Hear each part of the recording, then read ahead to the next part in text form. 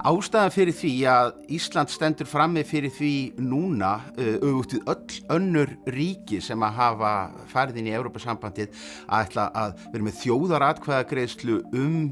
aðildarumsókn er sú að í öllum hinum samfélögunum að þá hafa umsóknirnar verið lagðar fram af ríkisstjórnum sem að hafa sótt sitt umboð í kosningum og gengið einbeittar til verks með því að reyna að svona stytta sér leið fram hjá þessu, þá held ég að við fáum miklu veikara umsóknarferli heldur en ella. Ef að til þess kynna að koma einhvern tímann í framtíðinni að Ísland gengi í Evrópusambandið, að þá hygg ég að það væri langbest að það væri með verulegan almennan stuðning meðal fólks, ekki minnsta mögulega mun og algjört lágmark að allir stjórnarflokkar standi einhuga baki slíku máli.